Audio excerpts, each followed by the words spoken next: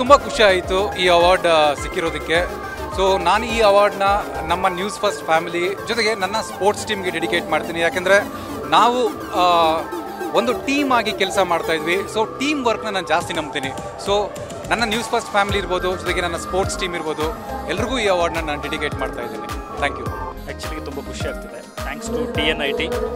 ಅದರ ಜೊತೆಗೆ ನನ್ನ ಎಂಟೈರ್ ನ್ಯೂಸ್ ಫಸ್ಟ್ ತಂಡಕ್ಕೆ, ನಮ್ಮ ಎಡಿಟರ್ಗೆ, COಗೆ ಥ್ಯಾಂಕ್ಸ್ ಹೇಳೋಕ್ಕೆ ಇಷ್ಟಪಡ್ತೀನಿ.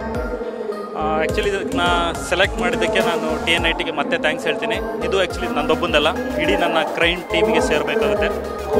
As a best crime journalist ಅನ್ನಿಸ್ಕೊಳ್ಳೋದಕ್ಕಿಂತ ನನ್ನ ಟೀಮ್ ಇದ್ದರೆ ನನ್ನ ಈ ಒಂದು ಅವಾರ್ಡ್ ಬರೋದಕ್ಕೆ ಸಾಧ್ಯ ಆಯಿತು.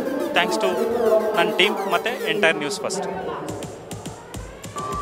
ನಾನು ರೆಸ್ಟ್ ಆಫ್ ಕರ್ನಾಟಕ ರಿಪೋರ್ಟರ್ ಆದರೂ ಕೂಡ ಈ ರಾಜ್ಯವೇ ನೋಡುವಂಥ, ಇಡೀ ದೇಶವೇ ನೋಡುವಂಥ ಸುದ್ದಿಯನ್ನು ನಾವು ಮಾಡಿದ್ದೀವಿ. ಇದಕ್ಕೆ ಕಾರಣ ಯಾರು ಅಂತಂದರೆ ನಮ್ಮ ತಂಡ, ನಮ್ಮ CO ರವಿಕುಮಾರ್ ಅವರು ಮತ್ತು ಚೀಫ್ ಎಡಿಟರ್ ಆದಂಥ ಮಾರುತಿ ಅವರು, ಇವರೆಲ್ಲರೂ ಸೇರಿದಂತೆ ಇಡೀ ನಮ್ಮ ತಂಡ ಇದಕ್ಕೆಲ್ಲ ಕಾರಣ. ಇವತ್ತಿನ ಈ ಪ್ರಶಸ್ತಿ ಇಡೀ ನಮ್ಮ ತಂಡಕ್ಕೆ ಅರ್ಪಿಸ್ತೀನಿ ಮತ್ತು ನಮ್ಮ ನ್ಯೂಸ್ ಚಾನಲ್ನಲ್ಲಿ ಕೆಲಸ ಮಾಡ್ತಾ ಇರುವಂಥ ಎಲ್ಲ ಎಂಪ್ಲಾಯಿಗಳಿಗೂ ನಾನು ಅರ್ಪಿಸ್ತೇನೆ. ನ್ಯೂಸ್ ಫಸ್ಟ್, ನಿರ್ಭೀತಿಯಿಂದ ನಿಮ್ಮ ಪರವಾಗಿ.